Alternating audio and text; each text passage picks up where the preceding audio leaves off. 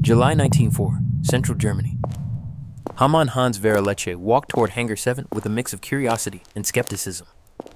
In front of him, under the light filtering through bomb-damaged skylights, sat an aircraft he had never seen before. An American Vault F4U Corsair with its distinctive inverted gull wings and long nose that made it look like a predator ready to pounce. The Corsair had arrived at Rechlin 3 weeks earlier, transported by ship from Norway after an emergency landing. Tail number JT404 Royal Navy. Lerche had tested dozens of captured Allied aircraft, Spitfires, P-47 Thunderbolts, even a B-7. But this one was different. The Corsair had a legendary reputation in the Pacific. The Japanese called it whistling death for the distinctive sound of its engine in a dive. Luftwaffe command wanted answers. Could the Corsair compete with the F4U190 and Bf-1I? What were its weaknesses? And most importantly, what made this aircraft so lethal? July 18, 1904. Sky over occupied Norway near the port city of Bodø. Lieutenant Matalie of the Royal Navy was piloting his Corsair JT404 on a reconnaissance mission when the engine began losing power. Fuel system problem. Matalie had two options. Attempt to reach the carrier HMS Formidable in the Norwegian Sea or look for an emergency landing. He chose the second. Too risky to attempt a water landing in rough seas, he spotted an open field near Bodø and brought the Corsair down. Hard landing but controlled.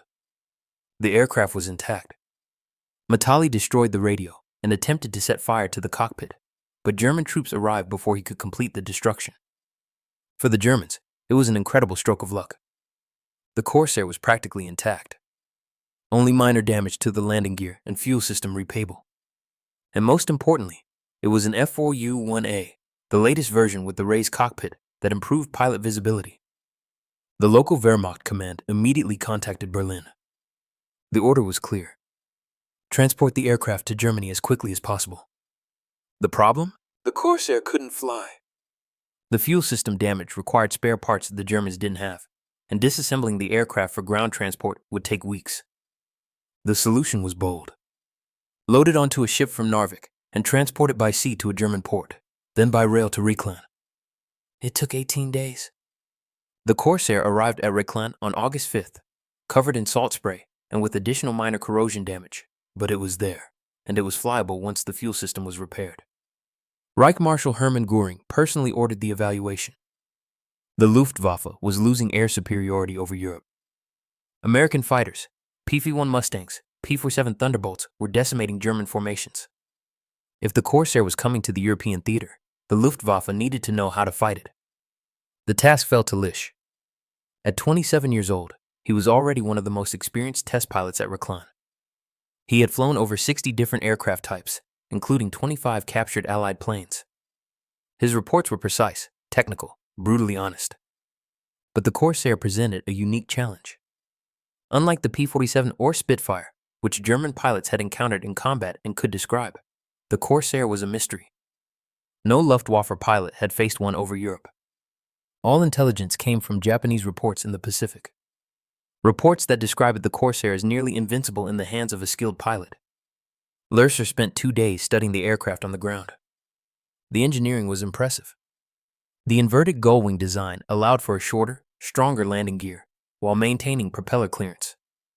The cockpit raised in the F4U1A version offered better forward visibility than earlier models. The 650 caliber machine guns in the wings carried 400 rounds per gun, devastating firepower. But numbers on paper meant nothing. Lerche needed to fly it. The Corsair test was scheduled for August 8, 1944. Clear skies, light winds, perfect conditions. Lerche arrived at Hangar 7 at 0600 hours. The ground crew had completed the pre-flight checks. Fuel tanks full. All systems operational. Lerche climbed into the cockpit. Immediately, he noticed differences from German fighters.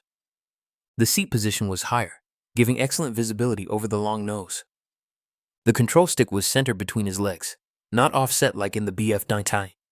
The instrument panel was logically organized, easy to read. He started the engine. The Pratt & Whitney R2800 Double Wasp roared to life. 2,000 horsepower, twice the power of a Bf-19G's Daimler-Benz engine. The entire aircraft vibrated with raw power. Lerche taxied to the runway. The Corsair's long nose completely blocked forward visibility on the ground. He had to weave side to side to see ahead, a technique he had learned from captured American pilot interrogations. At the runway threshold, he pushed the throttle forward. The acceleration was brutal. The Corsair leaped forward, tail up almost immediately. At 80 knots, Lerche pulled back on the stick. The Corsair climbed like nothing he had ever flown. Lerche leveled off at 3,000 miles and began his evaluation protocol. First, basic handling characteristics. He banked left, then right. The Corsair responded smoothly, but with noticeable heaviness at low speed. The ailerons required more force than a F4U1A. This matched Japanese reports. The Corsair was not a dogfighter at low speeds. Second, acceleration. Lee pushed the throttle to full power and watched the airspeed indicator climb. 300 knots, 350 knots, 400 knots. The Corsair kept accelerating with no sign of strain. At 420 knots, nearly 45 miles, Lerche pulled back the throttle. The FW19888, Germany's frontline fighter, topped out at 408 mph. The speed advantage alone was significant, but it was the third test that revealed the Corsair's true nature. Lerche climbed to 6,000 mm, 20,000 feet, and began a series of vertical maneuvers. First, a simple zoom climb, full throttle, pull up sharply, see how high the aircraft could climb on momentum alone. The Corsair shot upward like a rocket. Lerche watched the altimeter spin. 6,500, 7,000, 7,500 E. The aircraft was still climbing when it finally stalled at 8,200 miles. I want the 200 miles to gain on pure energy. He tried it again, this time from a dive. Rolled inverted, pulled through into a steep dive, accelerated to 450 knots, then pulled hard into a vertical climb. The G-forces crushed him into the seat. The Corsair's airframe groaned, but held. The altimeter spun wildly, 8,000 miles, 8,500 miles, 9,000 miles. Lerche held the climb until the aircraft stalled at 10,400 miles, over 34,000 miles. This was the revelation. The Corsair wasn't designed for turning dogfights like a Spitfire or Bf-109. It was designed for vertical combat, boom and zoom tactics. Dive on the enemy from above. Use superior speed and power to climb back to altitude. The massive Ardo-800 engine gave it energy advantages no German fighter could match. Lerche tested the theory. He set up a simulated attack run. Dive from 7,000 miles to 4,000 miles at maximum speed, pull out, then execute a maximum performance climb back to 7,000 miles an hour. The dive was terrifying. The Corsair accelerated past 500 knots, over 5 mph. The airframe shuddered, but remained stable. At 4,000 miles, Lerche pulled back hard on the stick. The G-forces were crushing. He estimated 6 Gs, maybe more. His vision tunneled, but the Corsair pulled through cleanly. Then the climb. Full throttle, optimal climb speed. The aircraft rocketed upward. Lerche checked his stopwatch. 2 minutes 40 seconds to regain 3,000 miles of altitude. He had flown the FW1A8 through the same maneuver 2 months earlier. Time to climb 4 minutes 15 seconds. The Corsair was 40% faster. Lerche's mind raced through the tactical implications. If American pilots used these tactics over Europe, and they would because it was the only logical way to exploit the Corsair's strengths, German fighters would be at a catastrophic disadvantage. The Bf-109 and FW190 were designed for horizontal turning combat. They could outturn a Corsair at low to medium speeds. But if the Corsair never committed to a turning fight, if it stayed fast and used vertical maneuvers, German pilots would be chasing an opponent they could never catch. Lerche tested the gun platform stability. He rolled into a 30-yard dive, lined up on a ground reference point, and squeezed the trigger. The 650 caliber machine guns erupted. The recoil was surprisingly mild. The Corsair's heavy airframe absorbed it easily. The gun sight remained steady. Lerche could keep the target centered even while firing full burst. He compared it mentally to the FW190's armament. The A8 carried 2 13mm machine guns and 4 20mm cannons. Devastating firepower, but the recoil made accurate shooting difficult, especially in high-speed attacks. The Corsair's 650 cals delivered less punch per round, but the stability meant more rounds on target. After 35 minutes of flight, Lerche had his preliminary assessment. But there was one more test he needed to run. The test that would reveal the Corsair's most dangerous capability. Lerche climbed back to 7,000 Meter and set up for a simulated combat scenario. A Corsair diving on a German formation from above. The German fighters see the attack and brake. Standard defensive maneuver. The Corsair overshoots, but instead of trying to turn with the German fighters, it uses its speed to extend away and climb back to altitude. Question: how long would it take a F-1A to climb back to the Corsair's altitude and re-engage? Lerche rolled inverted and pulled into a steep dive, simulating the Corsair's attack run. He let the speed build to 480 knots, then pulled out hard at 4,000 m. The G-forces slammed him into the seat, his vision grayed at the edges. The Corsair groaned, but held together. At the bottom of the pullout, Lerche immediately transitioned into a maximum performance climb. Full throttle, optimal climb speed of 130 knots indicated airspeed. The R-280 engine roared. The Corsair clawed for altitude. He started his stopwatch. At 5,000 pl, 1 minute 15 seconds elapsed. At 6,000 mil, 2 minutes 20 seconds elapsed. At 7,000 om, 3 minutes 35 seconds elapsed. Lerche leveled off and checked his fuel. Still adequate. He noted the time in his kneeboard, then ran the numbers in his head. He had flown the same profile in the F4U1A 2 months earlier. Time to climb from 4,000 to 7,000 or 5 minutes 50 seconds. The difference was staggering. The Corsair could execute a boom and zoom attack, extend away, and be back at fighting altitude a full 2 minutes and 15 seconds before pursuing F4U1A. 2 minutes and 15 seconds. In air combat, that was an eternity. But the implications went deeper. Lerche realized that the Corsair's energy advantage created a tactical paradox for German pilots. If you dove after a Corsair to pursue, you burned energy trying to catch an aircraft that was faster than you. By the time you gave up the chase, you were low on altitude and energy, vulnerable. If you didn't pursue, the Corsair simply climbed back to altitude unmolested and set up another attack. You couldn't ignore it. Either way, the German pilot lost. Lerche had seen this pattern before in combat reports from the Eastern Front. Soviet pilots flying American Lendl P-39 era Cobras used similar tactics against Bf-109s, but the P-39's performance advantage was marginal. The Corsair's advantage was overwhelming. He ran one more test, simulated defensive scenario. A Corsair is bounced from above by a F4U1A. The Corsair pilot sees the attack and reacts. What are his options? Lerche rolled into a hard defensive brake, maximum G turn to force an overshoot. The Corsair's heavy controls fought him. The turn rate was mediocre compared to a F4U1A. If this were a real engagement, the German pilot would have a firing solution within seconds. But then, Lerche did what an experienced Corsair pilot would do. He rolled wings level, pushed the throttle to the firewall, and accelerated away in a shallow dive. The airspeed indicator climbed rapidly. 300 knots, 350 knots, 400 knots. At 420 knots, Lerche pulled into a climbing turn.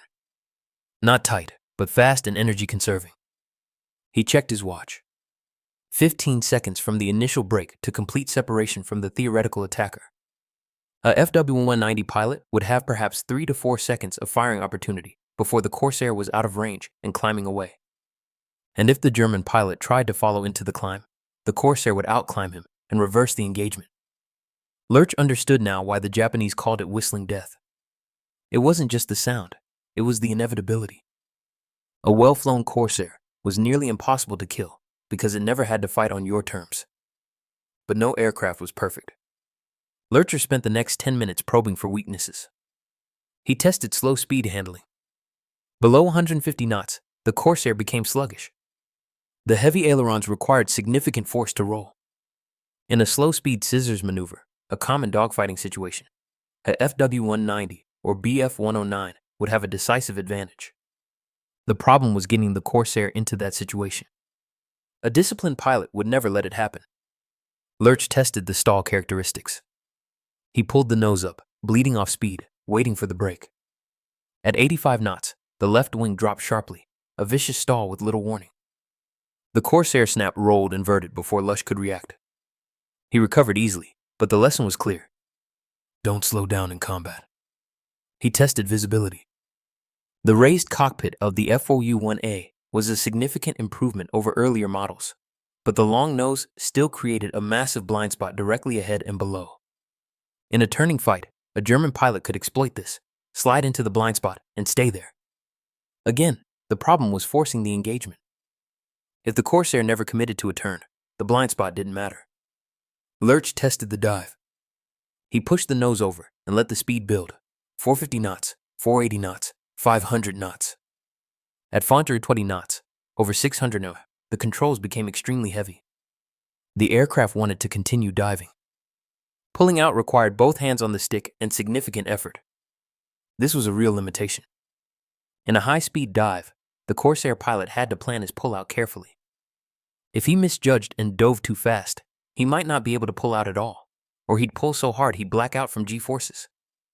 But even this weakness was marginal. The FW-190 had similar dive limitations. And the Corsair's superior power meant it could afford to dive less steeply and still maintain a speed advantage. After 45 minutes of flight, Lerche had his assessment. He throttled back and began his descent back to Rechlin. As he flew the landing pattern, weaving side to side to see past the long nose, Lerche mentally composed his report. The conclusions were clear, and they were devastating. Lerche landed at 0745 hours. The ground crew swarmed the Corsair, checking for any damage from the test flight. There was none. The aircraft was as solid as it looked.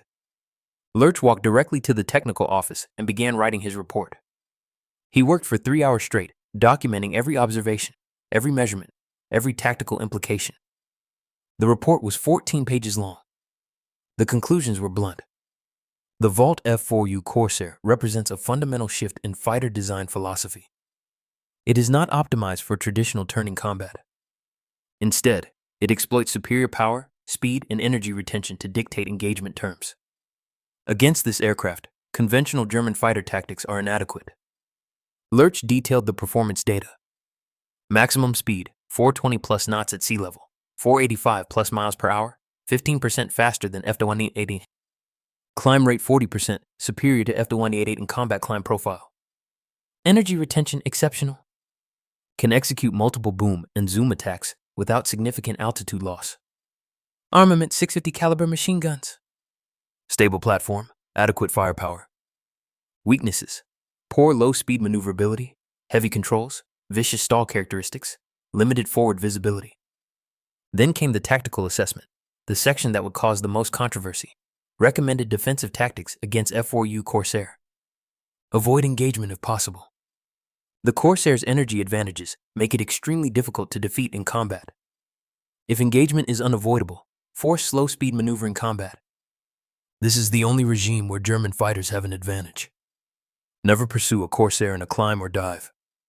You will lose energy and become vulnerable. Exploit the Corsair's forward visibility limitations in turning combat, but only if the Corsair pilot commits to the turn. Attack only when holding significant altitude advantage, 1500 plus. Even then, expect the Corsair to escape if the pilot is competent.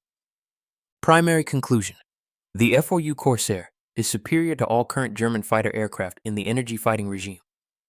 If deployed to the European theater in significant numbers, it will pose a severe threat to Luftwaffe operations. Lerche signed the report and submitted it through channels. He knew what would happen next.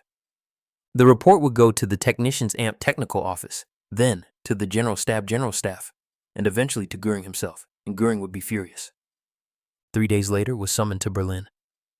The meeting was tense. A General Stab officer, Lerche, never learned his name, questioned every conclusion in the report. Was Lerche certain about the performance data? Had he considered that the captured Corsair might have been modified? Was he aware that his assessment contradicted intelligence reports from the Pacific? Lerche stood by his findings. The data was accurate. The Corsair was exactly as capable as his report indicated, perhaps more so, since he had only 45 minutes of flight time to explore its full envelope. The officer's response was chilling. Your technical observations are noted. However, the tactical conclusions are premature. The Corsair is a naval aircraft. It will not be deployed to the European theater in significant numbers. Your report will be classified and distributed on a need-to-know basis only. Lerche understood. The report was being buried, not because it was wrong, but because it was too honest. He returned to Rechlin and continued his work. Over the next 6 months, he would test 14 more captured Allied aircraft. Each report documented the same uncomfortable truth. Germany was losing the technological war. But the Corsair report had a strange afterlife. Copies circulated among Luftwaffe fighter units through unofficial channels. Pilots sharing information that official command wouldn't provide. By late 1944, German pilots who had never seen a Corsair knew its capabilities and weaknesses. It didn't matter. The Corsair never came to Europe in large numbers. It remained primarily a Pacific theater aircraft, where it dominated Japanese fighters exactly as Lerche had predicted. The irony wasn't lost on Lerche. He had discovered the truth about one of the war's most lethal fighters. But the discovery changed nothing. Hans Werner Lerche survived the war. In April 1945, as Soviet forces closed on Rechlin, he fled west and surrendered to American forces. His expertise was immediately recognized. The U.S. Army Air Forces recruited him to test captured German aircraft, the reverse of his wartime role. After the war, Lerche wrote extensively about his experiences. His memoir, Luftwaffe Test Pilot, published in 1956, included detailed accounts of testing Allied aircraft, including the Corsair. The book became a primary source for aviation historians studying comparative aircraft performance in World War II. Lerche remained fascinated by the Corsair throughout his life. In interviews decades later, he called it the most impressive fighter I ever flew, and I flew over 60 types. He particularly admired the engineering philosophy. Design an aircraft around a specific tactical doctrine, then execute that doctrine ruthlessly. The Corsair's combat record validated Lerche's 1944 assessment. In the Pacific, it achieved an 11-1 kill ratio against Japanese fighters. Marine and Navy pilots who flew it called it the best fighter of the war. The Whistling Death lived up to its reputation. But Lerche's report raised a deeper question about military intelligence and institutional honesty. He had provided accurate, actionable intelligence about a potential threat. The Luftwaffe command chose to suppress it rather than confront uncomfortable truths about German technological inferiority. This pattern repeated throughout the German military in 1944 to 1945. Officers who reported honestly about Allied capabilities were accused of defeatism. Intelligence that contradicted official narratives was buried.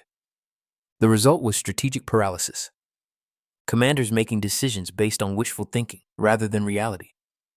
Lerche's Corsair test was a microcosm of this failure. One test pilot, 45 minutes of flight time, and a 14-page report that told the truth, and the truth was ignored. The lesson extends beyond World War II. In any organization, military, corporate, governmental, the willingness to hear uncomfortable truths is the difference between adaptation and collapse. Lerche provided the truth. The Luftwaffe chose collapse. Hans Werner Lerche died in 1993 at age 70. His legacy is the honest assessment of over 60 aircraft types, including some of the most advanced fighters of World War II. He flew the Corsair once for 45 minutes in August 1904. It was enough to understand if you enjoyed this video and want to see more stories from World War II, make sure to subscribe to the channel. Your support helps us bring more forgotten battles, hidden histories, and untold soldier stories to life. And let me know your thoughts in the comments. What event or perspective would you like to see next? I read every comment.